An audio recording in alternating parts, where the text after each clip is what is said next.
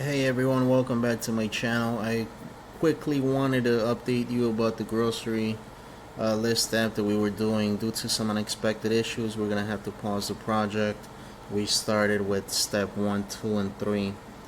However, I really do hope that, despite not being able to continue with step 4, this has encouraged you to start creating your own app. This is exactly how I approached it, how I approached app development myself.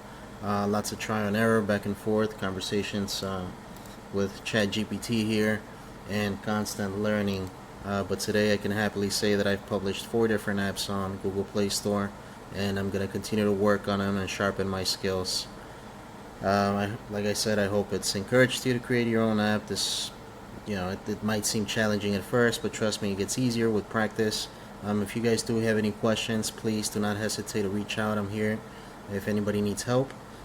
Thank you so much for watching the first steps if you've come this far, and I'm sorry that this can't continue, but further down the road we'll definitely pick up on another project, and I hope this helped.